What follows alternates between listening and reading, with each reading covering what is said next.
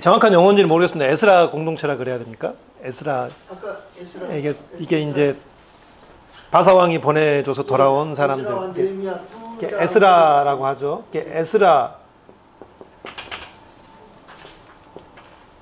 에스라 이 시대의 사람들은 이게 성전 시대라고 합니다. 그죠?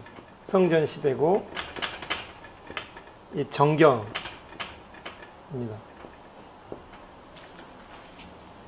근데 이렇게 얘기하는 거는 이분들과 구분되는 분들이 있다는 거죠. 뭐 그 예를 대표적으로 들면 이제 갈릴리 분들입니다. 이제 원래는 뭐 예전에 출애굽해서 이 시내산으로부터 함께 하나님과 이제 계약을 했던 이 전통이 있을 거죠. 근데 모든 이스라엘 사람들이 이 전통에 있었고 이 전통을 이어받은 사람들이 뭐 이스라엘과 유다와 갈릴리 모두 이어받았죠.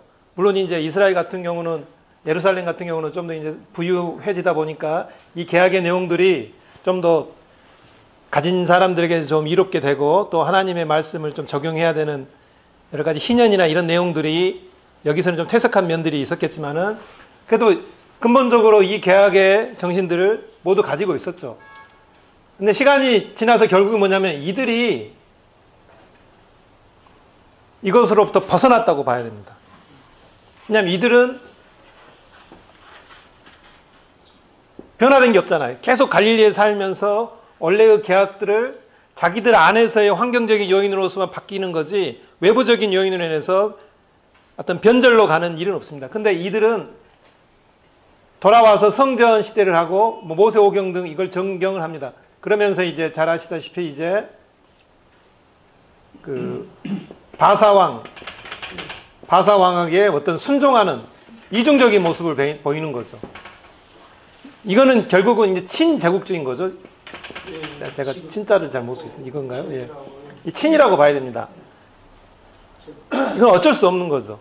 자기들이 돌아와서 결국 이 자기들을 그 구원해준 이 바사왕에게 어떤 충성되는 모습이 드러날 수밖에 없는 구조적인 환경인 것입니다. 제가 먼저 떠오르는 것부터 얘기를 드릴게요. 이 갈릴리 공동체 가운데 결국은 이제 예수님의 말씀이 오셨고, 그 다음에 먼저 요한계시록을 보면 저도 조금 이해가 안 되는데 여기 어디 보면 이게 서발턴이라는 단어가 나오거든요. 서발턴이라는 게 그 원래는 인도에 그 기록되지 않는 민족들, 아주 아니면 우리가 잘 아는 여성들 이런 거죠. 이렇게 역사적으로 다루어지지 않았던 사람들 이제 그렇습니다. 근데 이 계시록은 사실은 어떻게 보면 이 서발턴적인 분위기가 아니거든요. 왜냐하면 계시록을 누가 작성하냐면은 요한이나 이런 사람들은 이런 문화가 서기관이나 바리새인 문화입니다.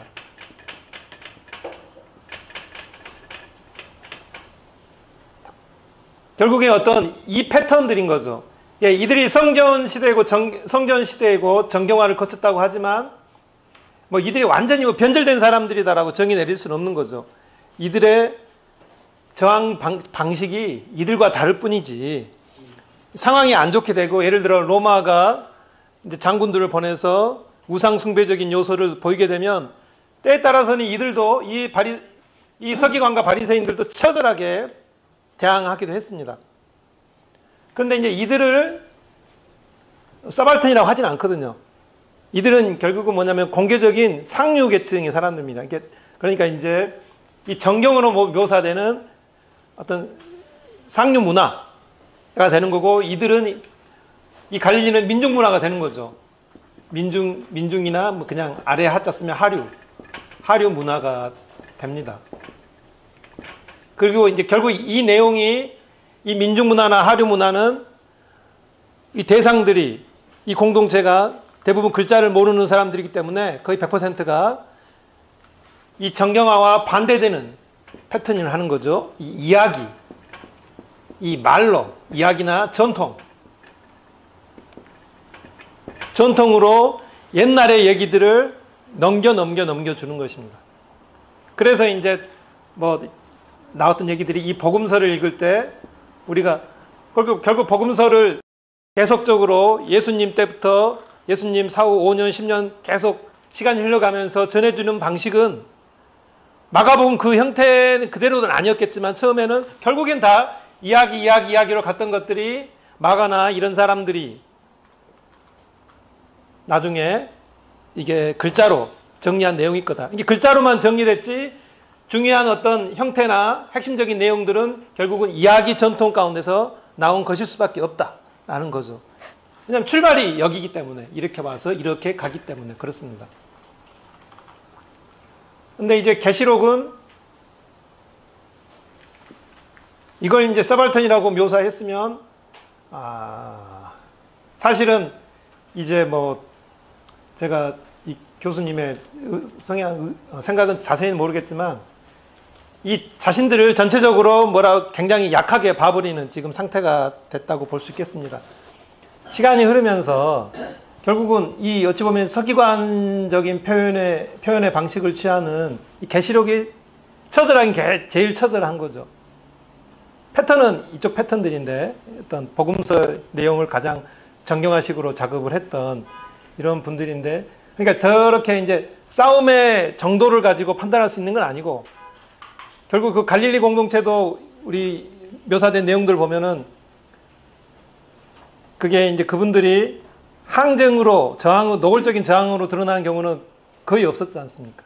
대부분은 수동적으로 그냥 자기들끼리 뒷담화 까거나 불만을 제기하거나 정심해지면 이 사보타지 형식으로 노동을 안 해버리는 이런 형태였지, 그게 이제 아주 심했을 때 자기들 안에 이제 그 노골적인 무력에 의한 저항이 일어났던 거죠.